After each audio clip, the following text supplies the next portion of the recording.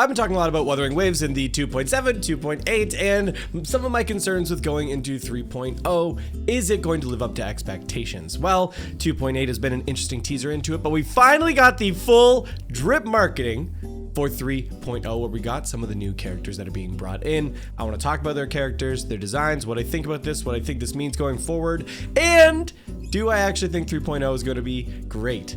Well, let's talk about it. So as I said before, we got the recent drip marketing that was dropped onto the official Twitter pages for Wuthering Waves, and we got this really cool teaser trailer talking about the Starforged Academy and the Sun Chasers. Now, I gotta get something off my chest here.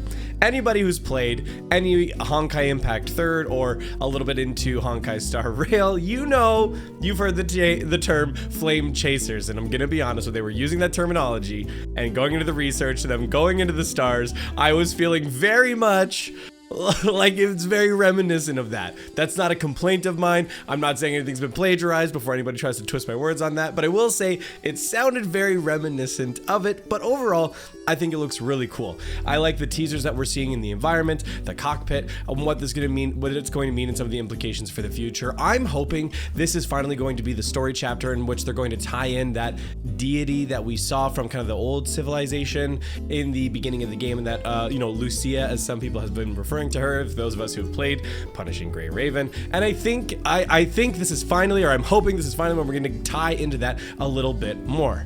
One of the things they kind of talked about in the trailer as they were going through it is talking about the seed of civilization, or the seed of humanity that's being found, deep underground, and they're trying to find that, and then they're kind of reaching up for the stars as well. I'm really excited to see, like, what is that seed going to be? Is that going to be something that was left behind by Rover? We know the Sentinels were left behind in every region, but now it seems there's no Sentinel in Lynae, so maybe that seed of civilization has something to do with it, or maybe that's connected to the old civilization that was there previously. I'm not sure, but regardless, it definitely has me curious as to what's happening. It got me very excited for it. But the thing that really sealed the deal for me was all the recent character designs that were dropped, and I'm gonna be honest, that was a little bit of a spoiler here. I love all of them.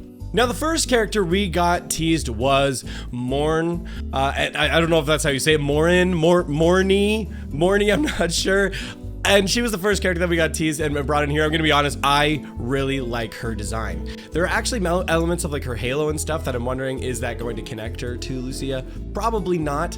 I get more of like an artificial intelligence, kind of like Shorekeeper AI vibe, especially when you look at her legs and they're freaking transparent. Like, that was something I didn't notice when I first was looking at her design on the initial reveal, but I came back and commented later, like, holy crap, transparent legs. It felt like something that was like really unique to the character, and I really like her overall design.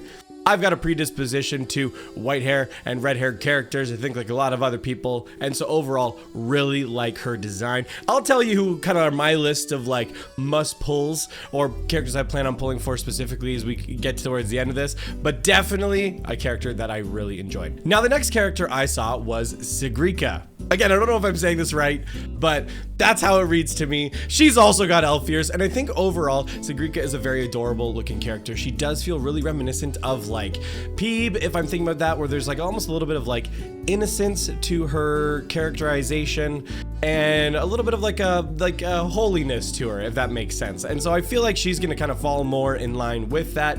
Overall, really good designs. I had some dreams about this character and seeing some original stuff there, and I didn't know how well it was going to merge and fit within this world that they were setting up with Lynae. But seeing the full reveal here of what she looks like, I think she looks great. Overall, fantastic design. Is she a must pull? We'll get back to that in a second, because the next character we're going to talk about is it's really a top contender for my favorite, and that's gonna be Lucilla.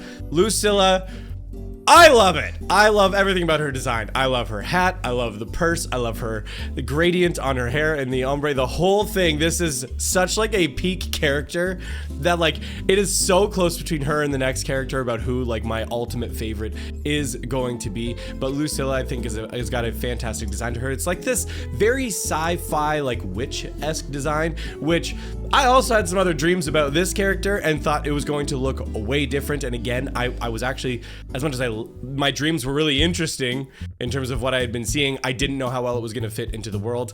This fits that into that world way more. You can see the consistency. You can see the look at, you know, they're part of this academy, and we're seeing those elements all tied together with like the white coats and the white jackets and elements, black, and a little bit of the other colors tied in.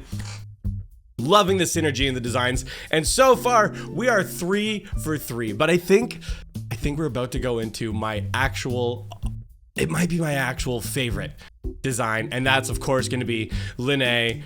Oh my gosh, this character is peak in every form. She screams like the Gyaru manga schoolmate who's like so mean to everyone else, but like, well, you know, why is my Gyaru schoolmate so nice to me? Like, got that like rebel attitude and aesthetic going along with it that I'm totally here for. I'm gonna be honest, I'm just like totally okay with it. That tacit mark placement as well, genius design. I don't know whose idea that was. Give them a raise, because that was absolutely peak and perfect. It was an absolute great design choice overall, but very much love the design of this character. And which brings us to, of course, our, you know, required male character reveal. We've got Luke Herson, I think is how you say it. Luke Herson. He's mid. He's mid.